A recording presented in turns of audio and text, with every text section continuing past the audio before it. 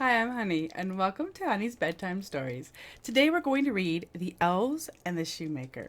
And this is just a really sweet one, and sort of uh, just a fun, quickie story, and thankfully not many voices, so we should do better. Ready? There go the cats.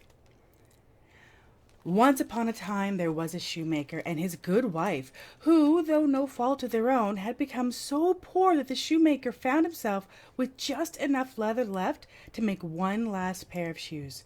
Before going to bed, he cut out the leather so that first thing the next morning he could begin work. Then, with a good conscience, the shoemaker and his wife said their prayers and went to sleep. In the morning, when the shoemaker sat down to work, to his surprise, he found the pair of shoes standing finished on his table. He was amazed. He took the shoes in his hand to examine them more closely. They were neatly sewn, not a stitch was out of place, a finer piece of work he had never seen. The shoemaker put the shoes on the store window.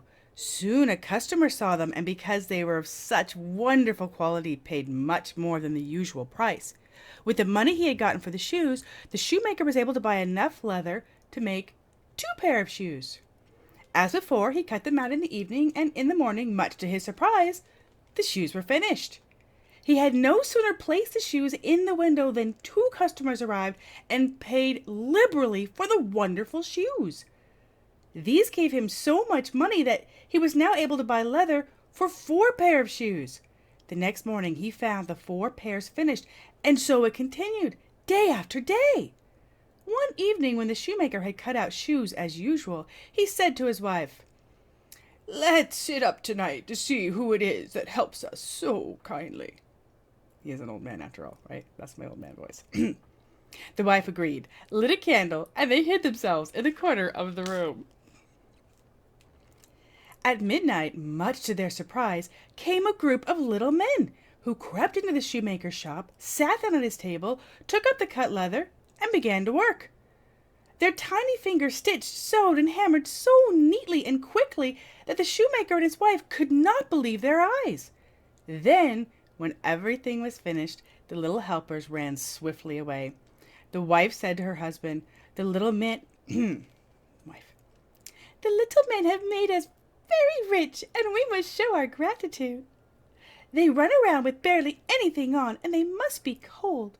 I will make them little shirts, coats, pants, and warm socks and hats, that you shall make them each a pair of shoes."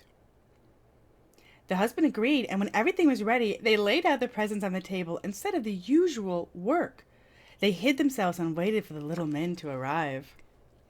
At midnight the little men appeared, and they were about to set to work, but instead of cut leather, they found the tiny clothes. They were delighted, and in the twinkling of an eye they dressed themselves and danced and capered and sprang about, as merry as can be, till at last they danced out the door. After that the shoemaker and his good wife saw the little men no more, but they continued to make fine shoes and lived happily ever after to the end of their days. I love that one. That one always makes me think of one of my grandfathers. I'm half Irish and half Lebanese, and on the Irish side, there was always talk of the wee little people and fairies and fae folk and all that stuff and banshees and stuff. And my mom was kind of really into all that Irish lore, and so it was kind of fun reading that one because I couldn't help but think about my grandfather and growing up watching movies like Darby O'Gill and the Little People with all the little all the little leprechauns coming and dancing about. I could totally picture that. Anyway, I hope you enjoyed it. That's it for now. Bye.